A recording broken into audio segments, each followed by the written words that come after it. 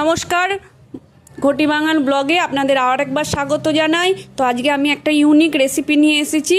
রেসিপিটার নাম হলো প্রদীপ গজা। একটি পাত্রে প্রথমে আমি 5-6 চামচ চিনি এবং কিছুটা পরিমাণ জল নিয়ে ভিজিয়ে রাখলাম।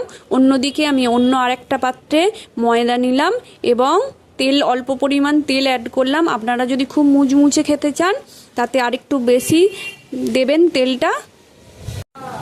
এরপর আমি কি করলাম, ভালোভাবে ময়দাটাকে মেখে নিলাম। ভালোভাবে মাখবেন যাতে খুব শক্তও না হয়, আবার খুব নরমও যাতে না হয়ে যায়। অন্যদিকে আমি যে পাত্রে চিনিটা ভিজিয়ে রেখেছিলাম সেটা ওভেনের ওপর চাপালাম এবং ফোটাতে শুরু করলাম।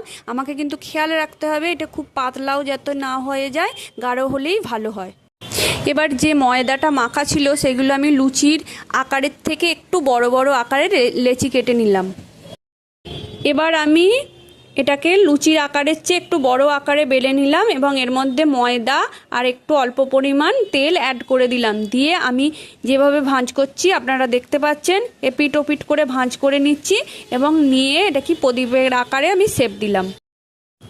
এবার কড়াইতে আমি তেল নিলাম, আমি অল্প পরিমাণ নিয়েছি এখানে। আপনারা চাইলে ডুবো তেলেও করতে পারেন, কোনো অসুবিধা নেই। এবার এটাকে আমি যতক্ষণ পর্যন্ত ভাজবো, এটা যতক্ষণ না মুচমুচে হচ্ছে এবং একটু ক্রাঞ্চি টাইপের হচ্ছে, ততক্ষণ আমি এটাকে একদম লাল করে মুচমুচে করে ভেজে নিলাম।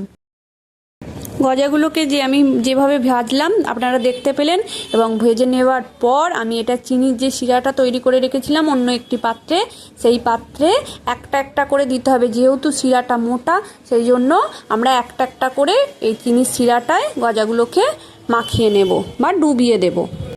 দেখতে পাচ্ছেন কেমন দেখতে হয়েছে।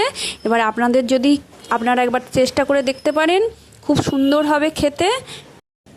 এই রেসিপিটি আপনাদের যদি ভালো লেগে থাকে তো চ্যানেলটা আপনারা সাবস্ক্রাইব করে দিন এবং একটা লাইক এবং কমেন্ট করে দিন।